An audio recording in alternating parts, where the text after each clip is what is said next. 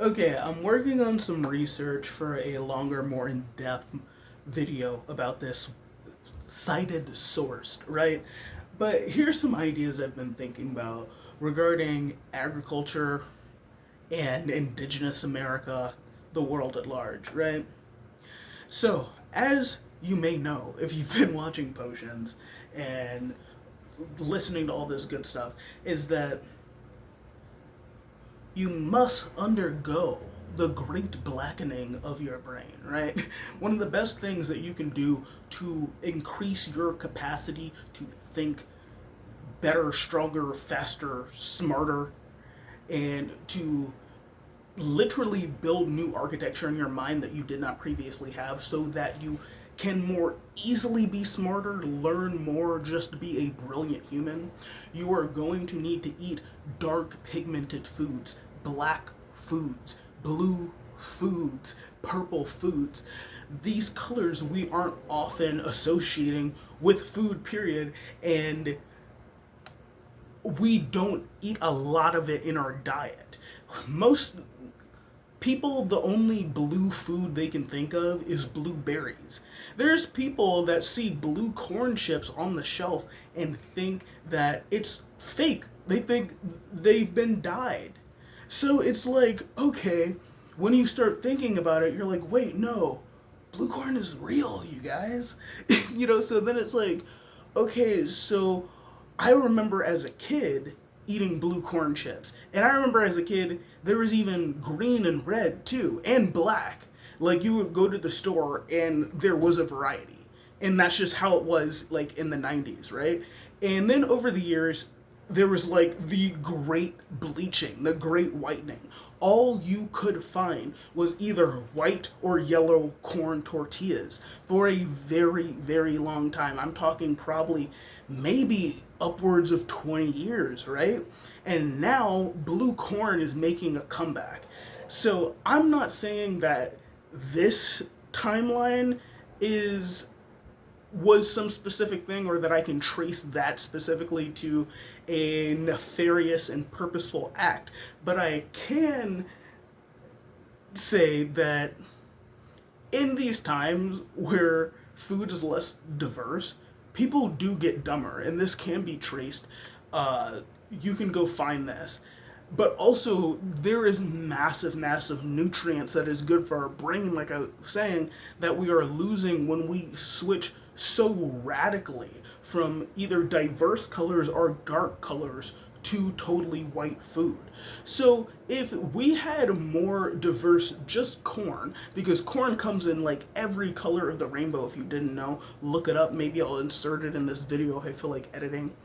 Corn comes in almost every color of the rainbow. Rice comes in a ton of colors too.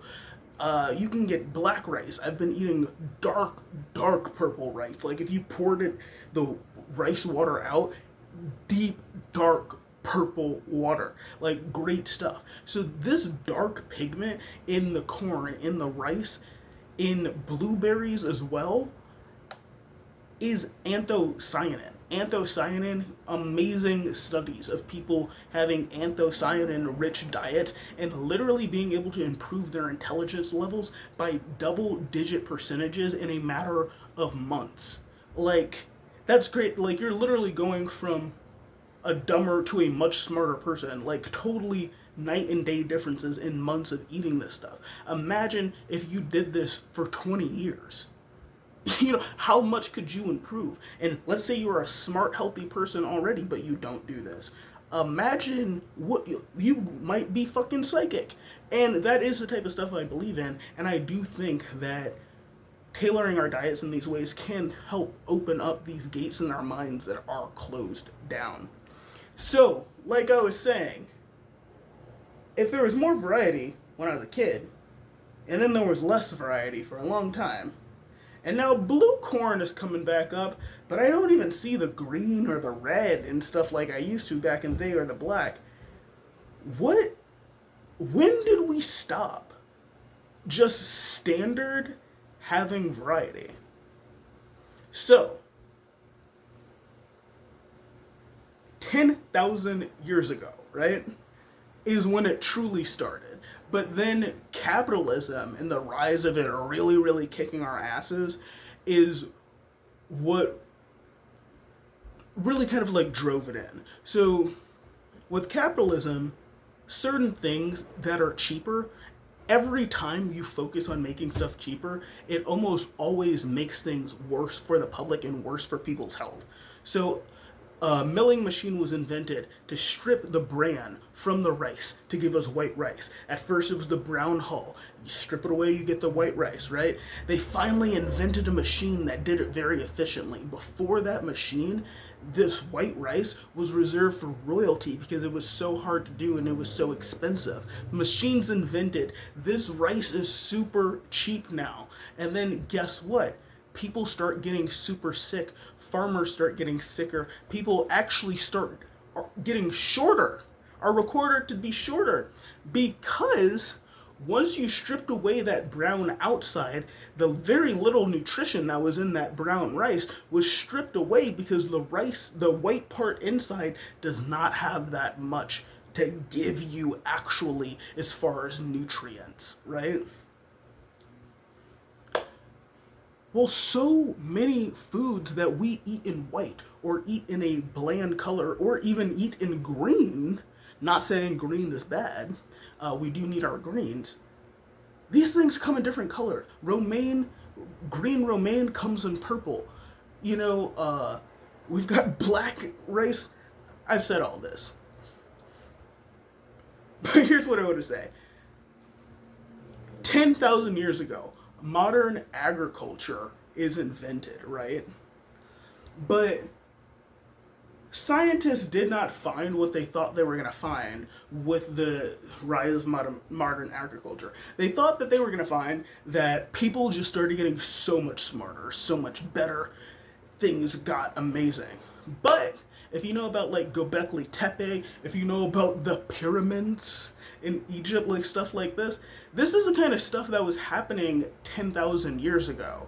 So you're telling me that supposedly when we were first investigating, we thought we were going to say that people had gotten smarter. But look at the type of structures that they were building.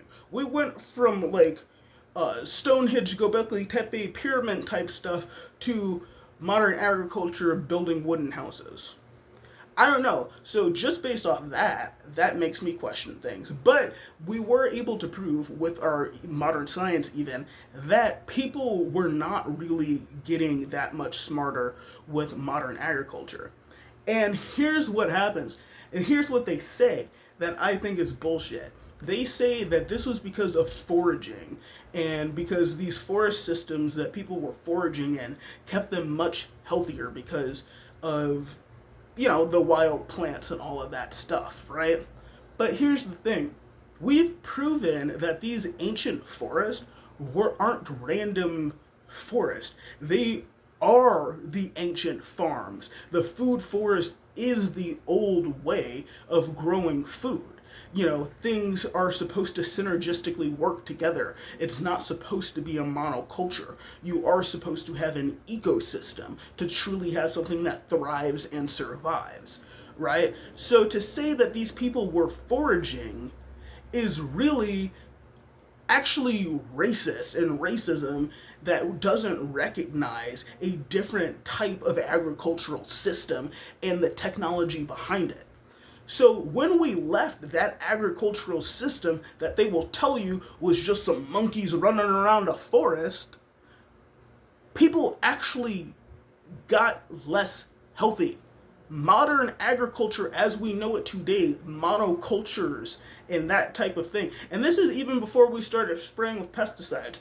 Just going to monocultures, leaving the food forest. People were able to study this. People were noticeably less healthy over the years. They grew shorter. They're saying people's head sizes were smaller. You know, and you know that's very like you're not supposed to correlate that to smartness and what do you call it, like archaeology and stuff. But this is the thing that was measured and happened. Shorter people, smaller heads. And just from what you can see archaeologically, Buildings are much less complicated. The people are a little less complicated. You start to be able to answer the questions with things that used to be mysteries and be like, damn, how did they do that? You're suddenly like, oh, we can recreate that with modern agriculture, bro. So, my theory is that, and like we always like to, like, as the indigenous peoples reclaiming our identities and stuff, people like to shy away from the word black because they're like, oh, that was a term given to us. You shouldn't identify with black. And I totally agree that you should not write black on your census records. Get that American identity heritage going. But it's just a thing to say and a thing to recognize that we are a part of. I think black is fine. Black is the actual color of the melanin that makes